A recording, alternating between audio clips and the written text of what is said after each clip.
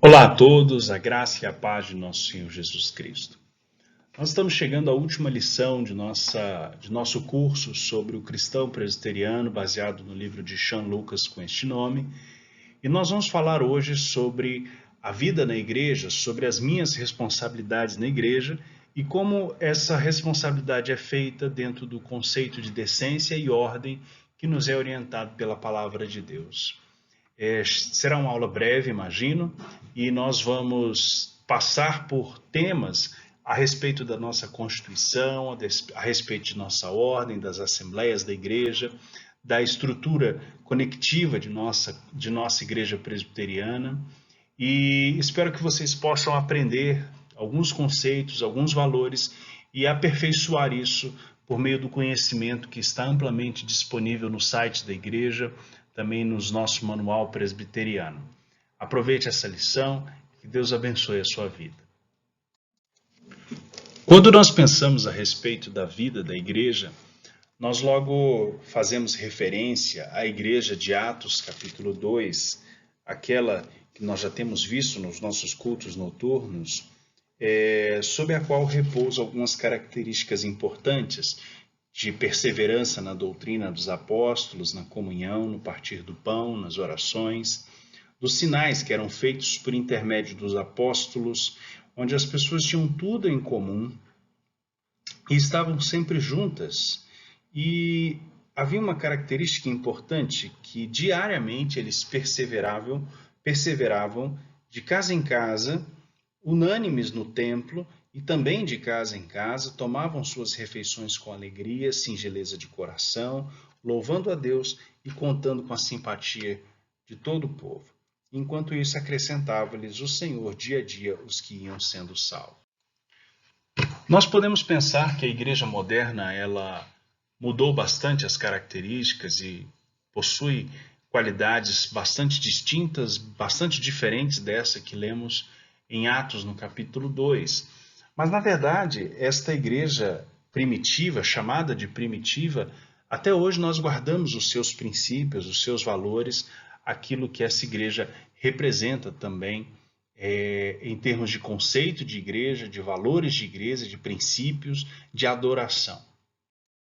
Mas é fato que a nossa forma de culto ela foi aperfeiçoada ao longo do tempo. Ela incorporou outros elementos relacionados à música, novos instrumentos, novas práticas, novas condutas. A centralidade da palavra permaneceu porque ela é fundamentada na doutrina dos apóstolos, mas de fato o nosso culto ele tomou uma forma talvez diferente daquela que existia na igreja de Atos capítulo 2. E vem a questão, por que então nós estamos hoje reunidos da maneira como estamos? São esses os princípios que nós trazemos, que fazem parte, por exemplo, de nossa Constituição da IPB, no artigo 2º, que diz assim: a Igreja Presbiteriana do Brasil tem por fim prestar culto a Deus, em espírito e verdade, pregar o Evangelho, batizar os conversos, seus filhos menores, sob sua guarda, e ensinar os fiéis a guardar a doutrina e a prática da Escritura do Antigo e Novo Testamento, na sua pureza e integridade, bem como promover a aplicação dos princípios de fraternidade cristã e o crescimento de seus membros na graça e no conhecimento de nosso Senhor Jesus Cristo. É óbvio que o texto que consta em nossa Constituição não se trata de uma paráfrase do texto de Atos capítulo 2, mas podemos observar claramente que os princípios daquela igreja permanecem também na Igreja Presbiteriana do Brasil, como, por exemplo, o estudo da doutrina, como, por exemplo, a comunhão, a fraternidade, a simpatia, e de uma forma especial, cuidando também dos interesses dos fiéis naquilo que corresponde ao culto e à adoração que prestamos a Deus em espírito e verdade. É por isso que nós nos reunimos como igreja. Certamente há outras igrejas evangélicas que guardam princípios semelhantes a esses e os mesmos valores com os quais guardamos. Mas a nossa igreja, ela faz questão de demonstrar isso com clareza à sociedade, para que todos nós que venhamos à igreja e que participemos do culto da igreja presbiteriana saibam ou saibamos que são esses os valores que nós pregamos, são essas as práticas que nós vivemos. Em nossa última lição, nós falamos a respeito do poder espiritual da igreja. Um poder que é emanado da própria Escritura, que depende da ação do Pai, do Filho e do Espírito Santo, que detém na igreja o seu objetivo, a sua meta, o cuidado do seu povo por meio da vida da igreja.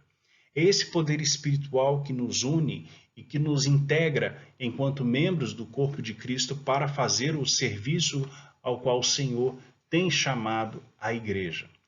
Esse poder, no caso da igreja presbiteriana, ele possui uma ordem e uma jurisdição. O poder da igreja, conforme nos esclarece o artigo 3º de nossa Constituição, ele é espiritual e administrativo.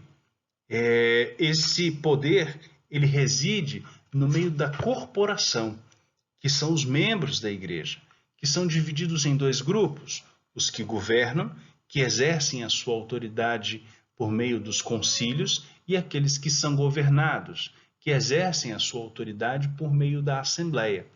Todos os membros da igreja devem participar das assembleias em suas igrejas locais, e essas assembleias elas têm o poder para eleger oficiais, eleger os seus pastores, eleger os presbíteros, eleger também os diáconos. Essa assembleia também se pronunciam a respeito de questões de ordem orçamentária, administrativa, a respeito da aquisição de bens e imóveis. Observem que o governo da igreja é escolhido pela assembleia de forma objetiva e direta, mas também essa assembleia ela tem um poder administrativo para cuidar dos assuntos da igreja. No entanto, nós somos uma igreja parlamentar, de forma que esta assembleia ela escolhe aqueles que governam. E os que governam, eles detêm o poder de ordem e de jurisdição sobre a vida da igreja. Poder de ordem é o poder que se exerce de forma individual pelos pastores, quando eles então são responsáveis por administrar os sacramentos, o batismo e a Santa Ceia, na impetração da bênção apostólica sobre a vida da igreja. E também um poder que é exercido entre presbíteros docentes, que são os pastores, e os presbíteros regentes, que são os oficiais eleitos pela igreja para aquela ordem. E esse poder também se manifesta na integração de concílios por meio dos ministros e presbíteros. Pastores e presbíteros, presbíteros docentes e regentes, compõem o conselho das igrejas locais. E esse conselho tem sua representação nos presbitérios, dos quais são membros os pastores e os representantes da igreja, e as igrejas jurisdicionadas naquele presbitério. Por sua vez, esse presbitério indica pastores e presbíteros para comporem os demais concílios, como o sínodo e como o Supremo Concílio, de forma que esse poder de ordem ele é exercido pelo presbítero, pelo pastor, por meio da ação e do trabalho que é desenvolvido na vida da igreja. Um outro poder, uma outra forma de manifestação desse poder daqueles que governam é o poder de jurisdição, que é exercido de forma coletiva, exatamente por meio dos concílios da igreja, onde ele legisla sobre a vida dos membros da igreja, sobre os assuntos relacionados à igreja, julga, admite, exclui, transfere membros, além de administrar a comunidade, de forma que os assuntos financeiros, os assuntos relacionados a obras, os assuntos relacionados ao cuidado administrativo, legal, as questões de cartório, as questões jurídicas, tudo aquilo é exercido por meio do conselho, tudo isso é cuidado pelo conselho das igrejas e também, por sua vez, dentro das suas competências, pelos presbitérios, pelos sínodos e pelo Supremo Concílio, que são compostos de pastores, membros dos presbitérios e de presbíteros, que são designados pela igreja para o exercício de sua ordem e jurisdição. Mas nós não podemos perder o foco de que a igreja não é um clero. A igreja presbiteriana não é formada por um clero, por uma classe distinta de oficiais que constituem a própria igreja, como se não houvessem fiéis, a igreja ela poderia continuar por meio do seu clero. A igreja presbiteriana ela não tem essa característica. A igreja ela é formada pelos seus membros. A igreja evangélica ela deve possuir um rol de membros. Ela deve possuir membros que são conhecidos. Isso faz uma diferença enorme, porque o conceito principal da igreja, dessa comunhão, desse relacionamento que nós estabelecemos uns com os outros, é o que faz valer os princípios fundamentais que vimos na igreja de Atos e que mostram uma igreja simpática, uma igreja acolhedora. Meus irmãos, é muito interessante quando observamos as igrejas tradicionais que guardam o rol de membros com muita clareza. Nós vemos os nossos filhos nascerem, nós celebramos os seus aniversários juntos, nós celebramos o seu casamento, nós celebramos o nascimento dos seus filhos, batizamos os seus filhos e no dia do seu enterro nós estaremos lá como igreja, celebrando a vida e glorificando o nome do Senhor. Igrejas que não possuem rol de membros, que não possuem uma relação entre os membros da igreja, é algo muito triste, porque ela depende de eventos para estar aberta, para estar ativa. Ela depende das portas abertas. As nossas igrejas, elas não precisam disso, meus irmãos, graças a Deus. São igrejas que existem por causa dos seus membros. Elas existem por causa da relação de amor que estabelecemos uns com os outros. E é exatamente isso que a nossa Constituição, ela nos mostra. Ela nos diz que a Igreja Presbiteriana do Brasil é uma comunidade religiosa compostas de membros que adotam como única regra de fé e prática a Bíblia Sagrada e como sistema expositivo da doutrina, a sua confissão de fé, os catecismos maior e breve. Notem que nossa referência primária é sempre a Escritura Sagrada, a Bíblia, a Palavra de Deus. Nós não temos outra referência que não essa. O sistema expositivo da doutrina, a maneira como nós ensinamos essa palavra, se dá por meio dos nossos símbolos de fé, que são a confissão e os catecismos. Além disso, nós temos um documento de ordem de nossa igreja, que estabelece os princípios para a nossa vida, a maneira como nós nos relacionamos, como nós discutimos os assuntos, como nós nos governamos como igreja, quais são os limites das autoridades, quais são os poderes dos membros. Todas essas questões são tratadas ali, como nós elegemos, como nós depomos, como nós admitimos membros, como nós excluímos os membros, e isso tudo existe dentro de um documento de ordem. É um documento que para nós é a nossa lei enquanto igreja, não além da palavra de Deus, mas contida dentro de princípios que se extraem diretamente da palavra de Deus. Além desses documentos das nossos símbolos de fé, podemos citar o Manual Presbiteriano.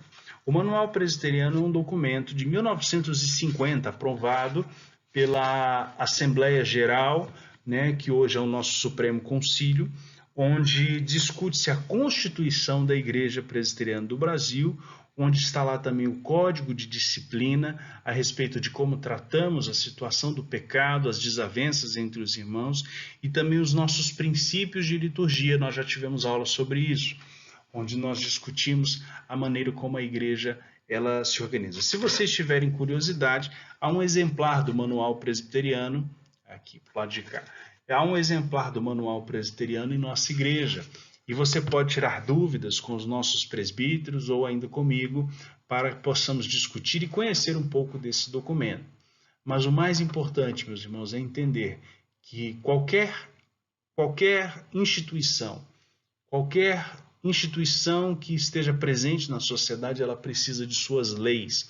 Nós falamos sobre isso na última semana. E nós temos leis que são extraídas exclusivamente de princípios que se extraem diretamente da palavra de Deus. Por isso podemos confiar nesses documentos e precisamos, como membros da igreja, conhecê-los e reconhecê-los como autoridades também sobre a nossa vida. De forma geral, o que podemos dizer a respeito do que é a comunidade presbiteriana? O que é a Igreja Presbiteriana da Vila Telebrasília? A igreja, ela é um local. A igreja local, na verdade, ela é uma comunidade constituída de crentes professos juntamente com seus filhos e outros menores sob sua guarda, associados para os fins mencionados no artigo 2º da Constituição da Igreja e com o governo próprio, que reside no seu conselho. O artigo 2º da CIPB, no capítulo que fala das organizações das comunidades locais, ele diz que a igreja tem um importante papel de ensinar os fiéis a guardar a doutrina, a prática da escritura, pureza e integridade, bem como aplicar os princípios da fraternidade. Nós já lemos isso nos slides anteriores. Como comentamos, é importante que exista uma organização em nossa comunidade. Além de obedecermos à Constituição da Igreja, a nossa igreja possui um estatuto, que esse estatuto é baseado em um modelo que é proposto no próprio Manual Presbiteriano, a partir das orientações do nosso Supremo Concílio. E é importante observarmos que essas leis, o estatuto, a Constituição, têm o objetivo de nos manter unidos com o propósito de cumprir com a orientação que é dada para a igreja, com o próprio propósito da igreja, que é o de nós glorificarmos ao Senhor juntos dentro daquilo que entendemos e compreendemos por meio de nossa doutrina, que é a forma correta de se fazer isso. Já vimos também que a nossa comunidade, por meio de sua assembleia, ela elege então os oficiais da sua igreja, e aqui falamos especificamente dos presbíteros, que vão formar o conselho da igreja junto com os pastores, que podem ser eleitos ou designados pelo presbitério local. É importante observar, meus irmãos, um pequeno detalhe nesta relação.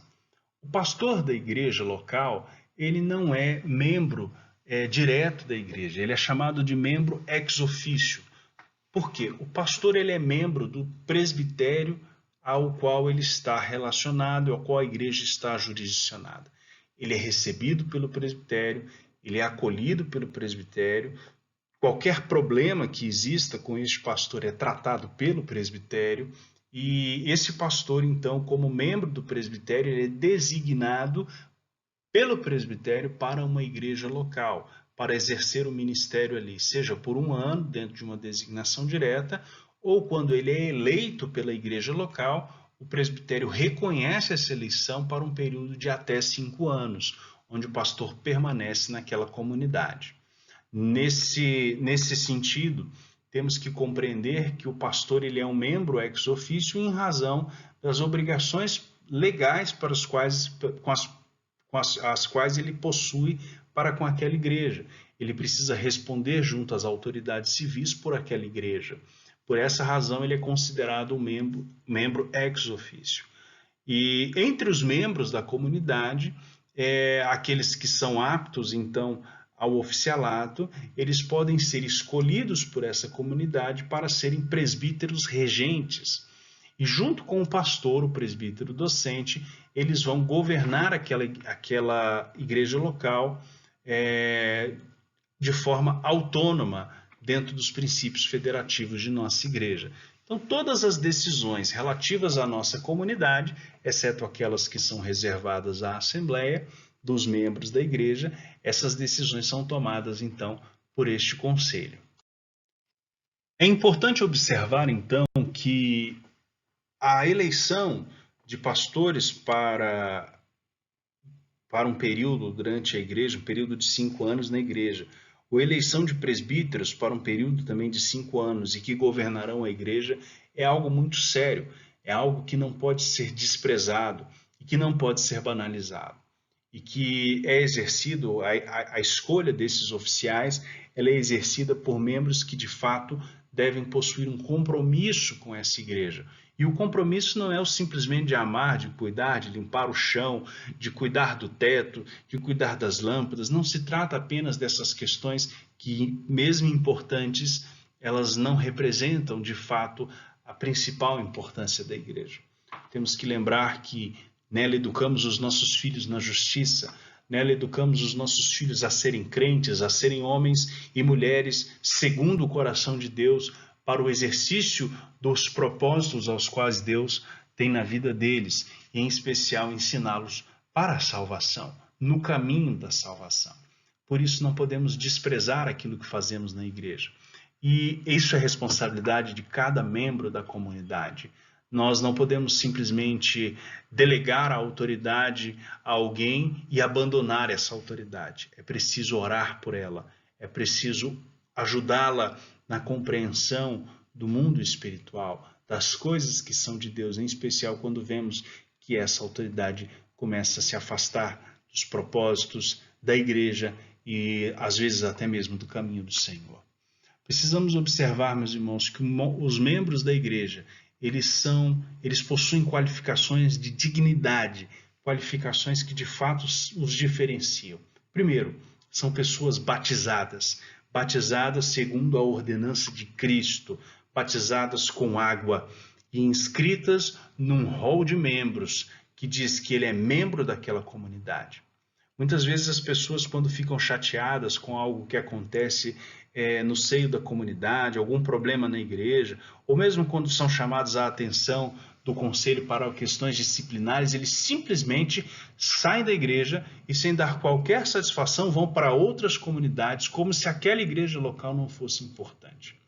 Meus irmãos, no passado, e não muito distante, ser destituído de um rol de um membro de uma igreja era algo que guardava uma profunda tristeza no coração do cristão. Hoje em dia, talvez com a variedade de igrejas que existem, mesmo presbiterianas, a pessoa se sente um pouco mais confortável para se afastar de sua comunidade local. Mas não se trata disso, a pessoa ela é batizada e inscrita num rol. Há ali também o princípio de que cada membro dessa igreja, ele aderiu aos seus princípios. Esse membro ele foi recebido, ele foi admitido no rol, seja por transferências de outras denominações, seja por transferências de outras igrejas presbiterianas, ele assumiu de fato compromissos. O membro da igreja são pessoas batizadas, inscritas no rol, que tiveram um processo de adesão e transferências de outras denominações, ou que foram batizados na própria igreja presbiteriana, que cresceram, foram batizados e fizeram sua profissão de fé no seio da Igreja Presbiteriana do Brasil. Esses membros são definidos de duas formas. Primeiro, os comungantes, aqueles que já professaram a sua fé, aqueles que, tendo já o conhecimento da verdade e a convicção a respeito de suas vidas, confirmaram o batismo infantil que tiveram durante a sua infância e que admitiram, então, se tornarem membros e preservarem, e cuidarem e amarem a Igreja Presbiteriana.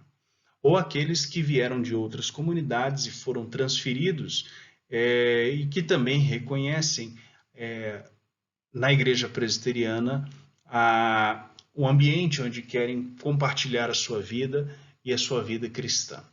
Há também aqueles que são os membros não comungantes, aqueles que não participam da ceia. Comungante tem a ver exatamente com o comungar a ceia, de participar da comunhão.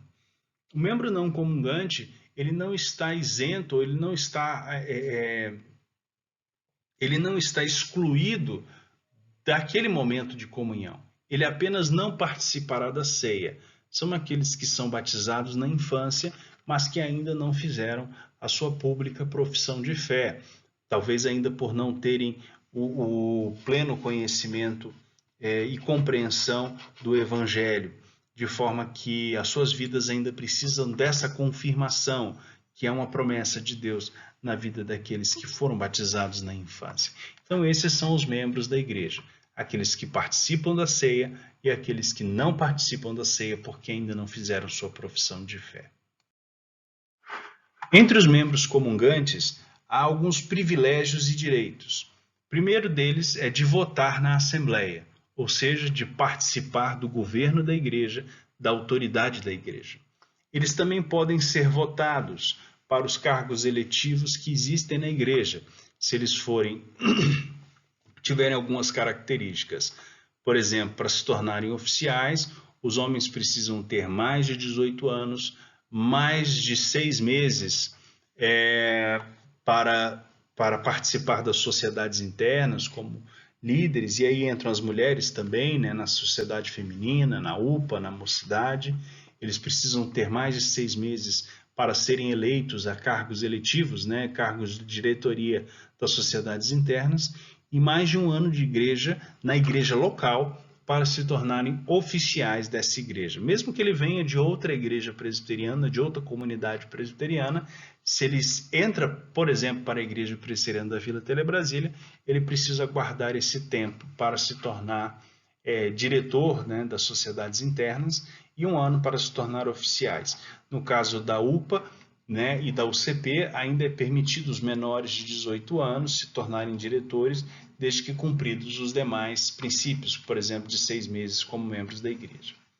Há a possibilidade também de participar da ceia do Senhor. Esse é o maior privilégio dos membros comungantes da igreja: celebrar a morte e a ressurreição de Jesus Cristo. Ter a presença do Senhor, a companhia do Senhor nesse momento de comunhão. E também eles têm o privilégio de poder apresentar os seus filhos ao batismo infantil, que é uma rica oportunidade de consagração, de fé, de responsabilidade para com a sua família.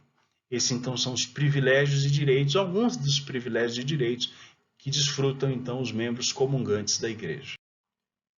Não apenas os privilégios, mas também há deveres desses membros, principalmente o dever de viver de acordo com a doutrina e prática da Escritura Sagrada. Os membros eles têm por obrigação honrar e propagar o Evangelho pela vida e pela graça. Esses dois pontos são importantes porque dizem respeito ao nosso testemunho. Nós não podemos admitir de forma alguma, irmãos, que pessoas que não compartilham desses mesmos valores, desses mesmos princípios e que resolvem então viverem uma vida de pecado e de dissoluções possam continuar a ser membros da igreja. É preciso tratar essas pessoas, colher de volta as suas convicções de fé. E caso percebamos que de fato essas pessoas não dispõem mais dessa convicção, é necessário tratar de forma até mais dura, porque não podemos compactuar com o pecado na vida da igreja. Não é o propósito da igreja. Nosso caminho de santidade. Deus ele tem bênçãos para aqueles que buscam e caminham segundo a sua vontade. E por isso nós precisamos cuidar da integridade moral da vida dos irmãos de nossa igreja. E é importante que cada um tenha consciência de que se você está na igreja local, você está em uma comunidade de pessoas que querem buscar uma vida de santidade, que estão buscando uma vida de santificação. E se você não procura esta vida, se você resolve ainda manter-se num caminho de pecado, você está caminhando no lugar errado. E você precisa respeitar aqueles que não estão compactuando com as suas faltas. É importante também que o membro da igreja tenha consciência de que ele tem a responsabilidade de sustentar a igreja, as instituições da igreja, moral e financeiramente. 54% de toda a arrecadação do Supremo Concílio de nossa igreja é disponibilizado hoje para missões. E é importante observar que são instituições que são sustentadas ali. Há apoios para a Agência Presbiteriana de Missões Transculturais, para a Agência Presbiteriana de Comunicação, para a Junta de Missões Nacionais. Há apoios que são prestados a campos missionários ao redor do Brasil e do mundo. É importante observar também que existem compromissos da igreja, apoios que a igreja concede a outras igrejas para que sejam comprados novos templos, novos patrimônios, para que haja o apoio à vida missionária, o cuidado com os aspectos doutrinários em reuniões, em encontros, em congressos que precisam ser sustentados. E para que isso tudo possa ser sustentado é necessário que nós venhamos a entregar os nossos dízimos e, eventualmente, as nossas ofertas. Não apenas no campo da Igreja Presbiteriana do Brasil, mas principalmente no campo da igreja local. É necessário sustentar a igreja moralmente, respeitando os valores que nós já comentamos, e também financeiramente, aplicando o seu dízimo para que a igreja possa ter o sustento e as condições plenas de dar um funcionamento adequado, um funcionamento sadio, né? Especialmente quando falamos em tempo de pandemia, é necessário cuidar da saúde das pessoas que frequentam também o nosso templo e temos também um lugar agradável, um lugar que nós tenhamos orgulho de levar os nossos filhos, prazer em compartilhar com os nossos amigos o ambiente da nossa igreja local. Preciso também que o membro da igreja obedeça às autoridades, enquanto essas permanecerem fiéis às escrituras sagradas. A igreja presbiteriana ela tem se mantido fiel aos princípios bíblicos e, portanto, elas são dignas de confiança. É importante observar que há muitas igrejas evangélicas, dos quais claramente, apesar de pastores com muita eloquência, com muito carisma, não há efetivamente a Escritura Sagrada sendo o centro do ministério, o centro da igreja. E nós não devemos obediência a essas autoridades se elas não estiverem de fato fiéis à Escritura. E aí não falamos especificamente a um erro individual, mas a um erro da autoridade. É possível, meus irmãos, que pessoas, inclusive pastores e presbíteros, possam ser encontrados em pecados e eles precisam também ser tratados pela palavra a partir da própria igreja. E esses precisam então serem corrigidos. Mas aqui nós estamos falando de uma forma muito específica a valores doutrinários, a valores bíblicos que podem ser pervertidos e desvirtuados. E nossa igreja, graças a Deus, tem se mantido fiel e tem se mantido pura nesse sentido. É importante também que os irmãos da igreja participem dos trabalhos e da reunião de sua igreja local, inclusive das assembleias. É obrigação do membro da igreja participar dos cultos. Não é algo que você possa optar por não participar. É obrigação do membro da igreja. E não somente do culto público na igreja local, mas também é obrigação dos membros fazer o seu culto doméstico, ter a orientação familiar para o culto. E esses são, então, alguns dos nossos deveres. De outra forma, podemos falar sobre o processo de admissão. Como são admitidos os membros da igreja? Provavelmente, você que é membro comungante já participou de alguma dessas formas. Então, nós temos irmãos que fizeram sua profissão de fé, foram batizados na infância, os pais presbiterianos, membros da igreja, levaram os filhos então ao batismo e eles então foram batizados na infância e agora professam a sua fé quando há já uma idade de consciência e de convicção. Eles professam a sua fé confirmando o batismo que lá atrás tiveram.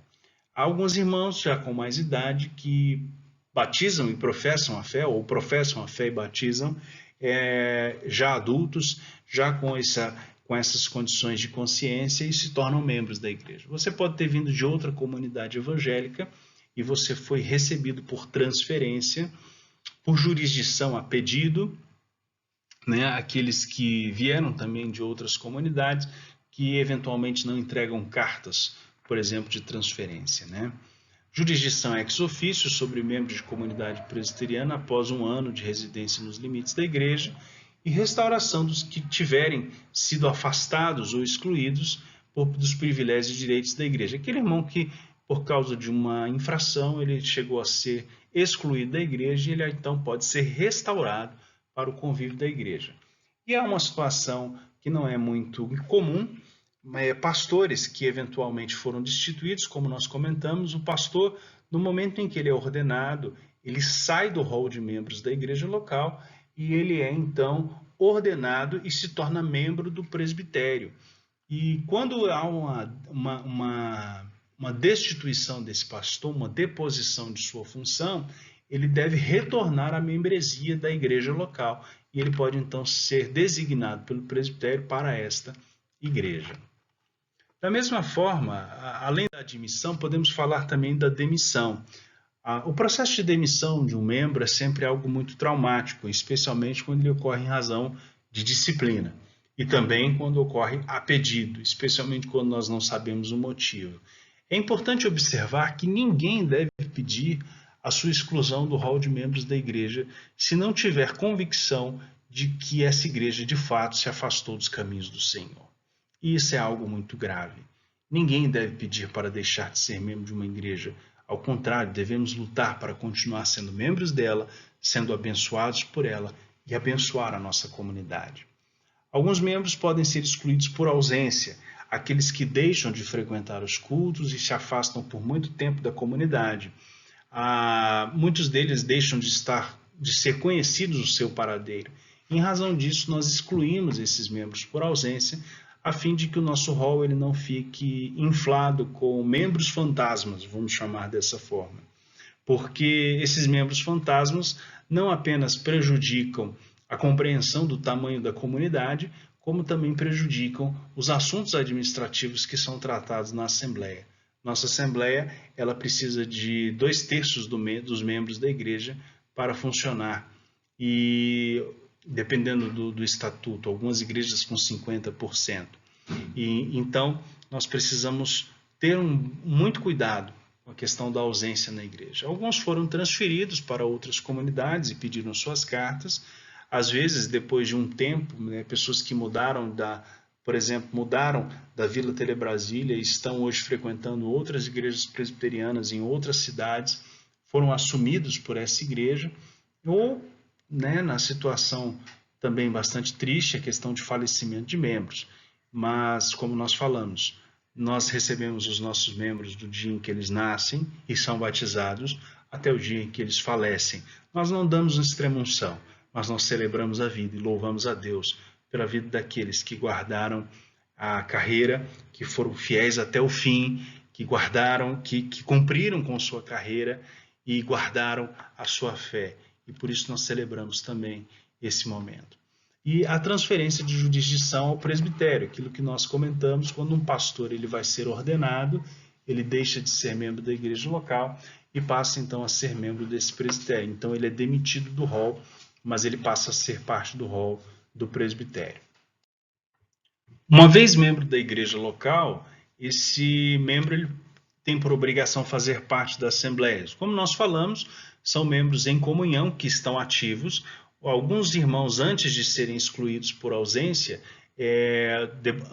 já depois de um período de ausência efetiva da igreja, eles são colocados no rol à parte. Esse rol em separado, eles são de membros não ativos. E esses membros não ativos, eles não participam da Assembleia e não prejudicam os assuntos administrativos da igreja. A Assembleia ela se reúne anualmente de forma ordinária, por obrigação legal. Há princípios civis que são estabelecidos para essas reuniões ordinárias, com o objetivo de ouvir os relatórios de movimentação e orçamento da igreja e pronunciar-se sobre os assuntos que o conselho levar ao conhecimento dela, sejam eles administrativos ou outras questões que precisem ser tratadas em assembleia.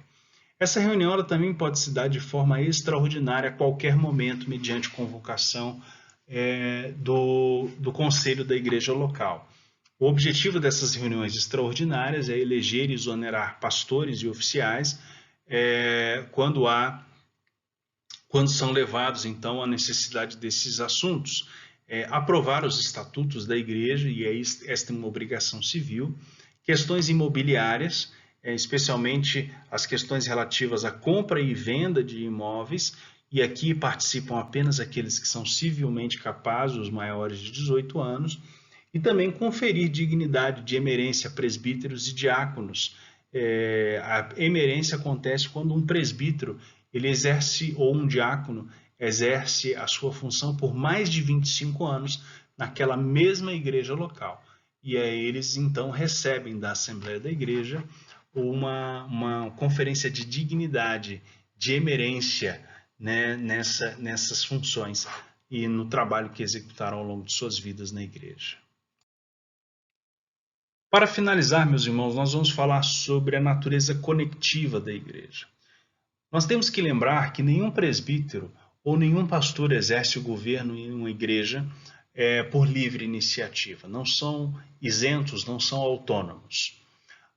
Um presbítero não pode governar uma igreja e determinar ordens para a igreja simplesmente por serem presbíteros. Nem pastores podem avocar para si decisões de toda sorte, administrativas ou espirituais, que não estejam relacionadas a um conselho. A nossa igreja, ela é formada por seus concílios. Ela tem em sua estrutura concílios que decidem a respeito do funcionamento tanto das igrejas locais quanto da nossa região e denominação. Nós não somos como uma igreja congregacional, onde os membros se reúnem em assembleias semanais para decidir a respeito de tudo, a respeito de admissão e demissão de membros, a respeito de tribunais e penalidades das igrejas. Nós temos de fato uma ordem, e essa ordem ela é baseada na Constituição, ela está expressa nos nossos estatutos locais. E um dos principais elementos é que nós não dispomos de um governo monárquico, nem de um governo congregacional. O governo monárquico seria aquele episcopal, onde um bispo decide a respeito de tudo dentro da comunidade e todos lhe devem de forma direta obediência. Nosso conselho ele é eleito pela Assembleia para governar a igreja local. E esse conselho da igreja local ele é submisso a um concílio maior, a um concílio que tem a responsabilidade de fundar igrejas e de extinguir igrejas. Um concílio que tem o poder de ordenar pastores e de destituir pastores. Esse concílio é o presbitério. O presbitério ele congrega igrejas de uma determinada região, de uma determinada proximidade, para governar a respeito dos assuntos que são de interesse dessa região. Seja na evangelização, seja por meio das federações das sociedades internas, Federação da SAF, Federação de Homens, Federação de Jovens, de Adolescentes. Esse presbitério ele coordena as ações das igrejas locais, não interferindo no seu governo autônomo, mas orientando os aspectos relacionados à pureza doutrinária, aos valores dos quais nós, como presbiterianos, devemos compreender, devemos nos entender. Esse presbitério ele tem jurisdição e autoridade sobre as igrejas locais e sobre os pastores que são membros dele. Por sua vez, o presbitério ele possui acima de si o sínodo. No nosso caso, nós temos o presbitério de Brasília e o sínodo de Brasília, que congrega um conjunto de presbitérios, pelo menos 3. E esse sínodo ele é responsável por unificar a compreensão das nossas doutrinas, repassar as orientações administrativas da igreja e até mesmo de julgar os atos do presbitério quando eles se encontram em falta no cuidado das igrejas locais e no cuidado com a doutrina. Os presbitérios, juntos de todo o Brasil, os diversos presbitérios de todo o Brasil formam juntos o Supremo Concílio. O sínodo, embora seja uma instância superior ao presbitério, ela não possui uma representação direta no Supremo Concílio. O Supremo Concílio é uma assembleia que se reúne de 4 em 4 anos e que é formada por representantes dos presbitérios. Nos assuntos cotidianos, existe a comissão executiva do Supremo Concílio. E essa reunião da comissão executiva ela conta com os sínodos representando os presbitérios. Mas no Supremo Concílio, quem participa da Assembleia são os presbitérios. Essa é a forma conectiva, é a relação com a qual a nossa igreja ela se conecta como uma entidade federada. Somos igrejas locais autônomas, porém federadas. Temos responsabilidades federativas. Os nossos pastores e os nossos presbíteros, eles fazem parte não só do concílio local, como também podem ser designados aos concílios superiores. E desses concílios eles terão atividades e responsabilidades com as quais eles também deverão arcar. Meus irmãos, chegamos ao final de nossa lição e com o objetivo de fato de que você compreenda que existe uma estrutura que garante ordem e disciplina na vida de nossa igreja. Ordem e decência no trabalho que fazemos. Não temos uma decisão autônoma de fazer algo de nossas próprias cabeças e que pode muito certamente estar contra a palavra de Deus se nós não estivermos numa vida de santificação plena. A maneira como a nossa igreja resolveu se organizar é uma maneira histórica. A Igreja Presbiteriana do Brasil é uma igreja que tem mais de 500 anos de... Aliás, a Igreja Presbiteriana é uma igreja que possui mais de 500 anos de presença nesse mundo.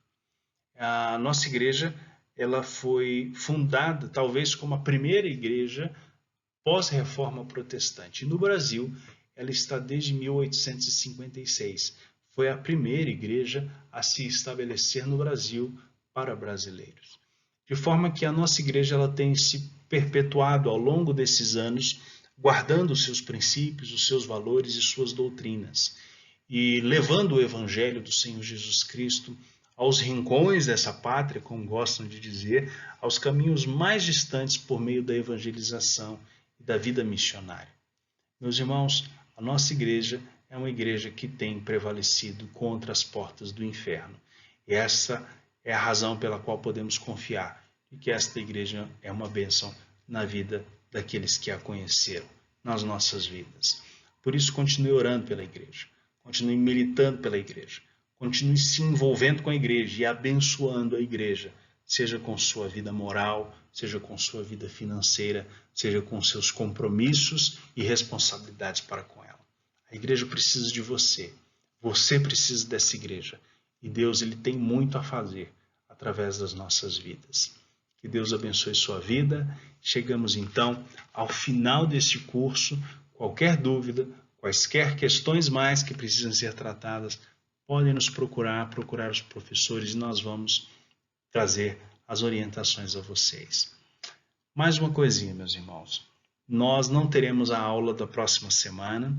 Nós veremos interrompida a nossa escola dominical por uma semana e já estamos preparando um novo curso que vai iniciar no dia 18 de outubro. 17 ou 18 de outubro, me fale aqui qual é o dia. Mas já se prepare para a nova lição.